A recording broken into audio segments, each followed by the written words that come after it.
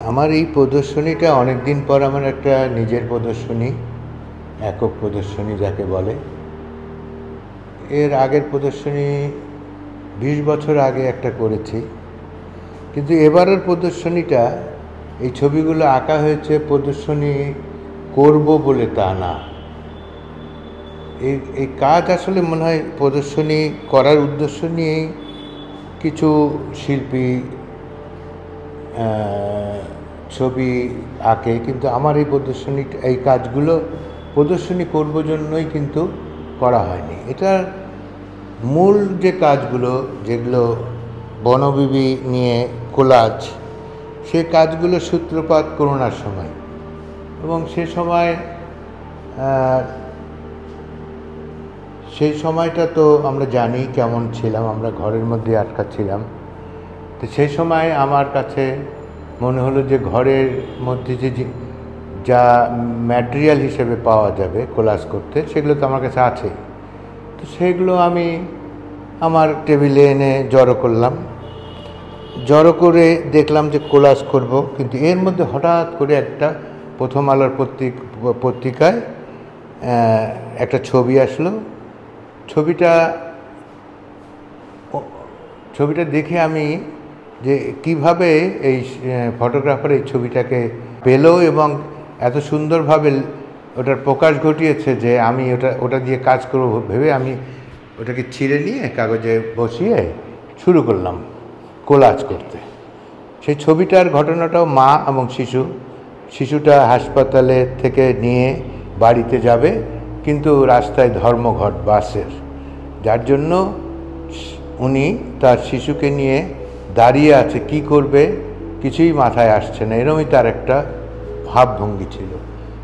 তা ওইটায় আমার প্রথম কোলাজ শুরু হলো। তারপরে করোনার মধ্যে যে আমরা ঘরে আটকা আছি, আমরা দেখি এক ঘরের থেকে আরেক জানালা, আরেক জানালার থেকে আরেক ঘরের থেকে এই ঘরের জানালার দিকে তাকিয়ে আছে মানুষ, ছাদের মধ্যে উঠে এক ছাদ থেকে আরেক ছাদের লোককে দেখছে। আমিও তাই করেছি, আমার বাসার একটা বাগান ছাদ আছে, আমরাও ছাদে বসে আরেক বাড়ির ছাদ দেখি, আরেক বাড়ির জানলা দেখি। তা সেই সময় আমি এই কোলাজগুলোর আগে আর কয়েকটা কোলাজ করেছিলাম, সেটা জানলা নিয়ে। জানলার ভিতর থেকে আমরা কি দেখতে চাই? একটা মানুষকে দেখতে চাই, মানুষ একটা নড়াচড়া করছে, তাকে দেখতে চাই। সেই কাজগুলো এখানে নেই, যেহেতু এটার সঙ্গে যুক্ত নয়। তো তারপরেই আমি যখন ওই টেবিলে আমার কাগজ, ম্যাগাজিন, এই সমস্ত পড়াই থাকতো, তখন আমি এক একটা ম্যাগাজিন ঘাটাঘাটি করার পরে একটা কাগজ পেতাম, যে কাগজটা দেখে মনে হতো যে আমি এই রঙটাকে এই আকৃতিটাকে নিয়ে আমি এটা কাগজে পেস্ট করে নিয়ে তার উপর আবার কাজ শুরু করি। তো এইভাবে করতে যেহেতু সময়টা ঘরে আটকানো ছিল, সেহেতু আমি একটার পর একটা করতে পারলাম এবং করে গেলাম, এবং যার জন্য আমার এতগুলো কাজ একসাথে সম্ভব হলো করা।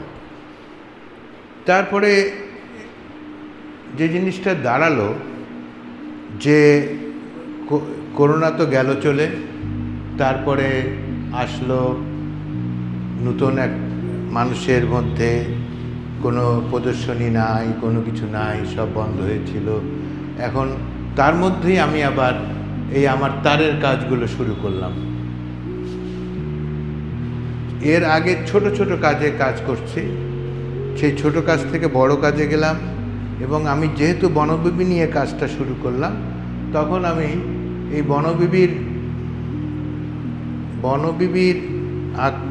বনবিবিকে নিয়েই আমি তারের মধ্যে কাজ শুরু করলাম। তারপরে এটা তো গেল।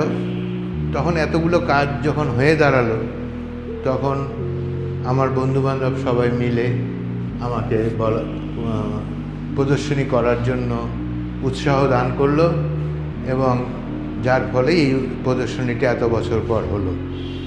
এবং আরেকটা জিনিস, যেটা এই প্রদর্শনী করতে এসে, যেহেতু বনবিবির সাবজেক্ট, একটা বনবিবি নিয়ে অনেক শ্লোক আছে, বাংলা শ্লোক, এই শ্লোকের সাথে সাথে আমি যখন বাড়িতে বসে কাজ করছি, তখন ওরা একটা আমার সবাই মিলে, বিশেষ করে জেবা, বললো যে একটা বই করবে সে। এই একটা বইয়ের চিন্তা ছিল, যেহেতু এটা খাতার মতো একটা বই বানানো, খাতার কাজগুলো নিয়ে, স্কেচ খাতার কাজগুলো নিয়ে। তো এটা আমারও ইচ্ছা ছিল। তো ওরা মিলে প্ল্যান করলো যে একটা বই করি।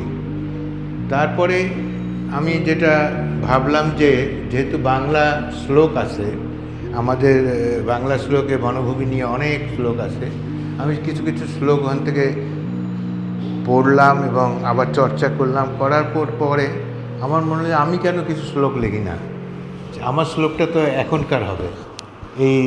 এখন সামাজিক রাজনীতিক বা যে পটভূমিটা এখন বিরাজ করছে, সেই পটভূমিটাই তো চলে আসতে পারে।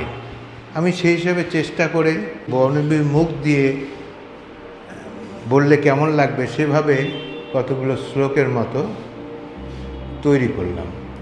এবং তখন মনে হলো যে এই শ্লোকগুলো না থাকলেই এই প্রদর্শনীটা পুরোপুরি হতো না। কারণ একটা সমসাময়িক ভাবনা এবং এই সমসাময়িক সময়ে এই শ্লোকগুলো আমার মনে হয় এই প্রদর্শনীটার সার্থকতার একটা বিরাট অংশ হিসেবে থাকবে। এবং এইটাই তো মানে কন্টেম্পোরারি বা সমসাময়িক শিল্পের ব্যাপারটা হওয়া উচিত।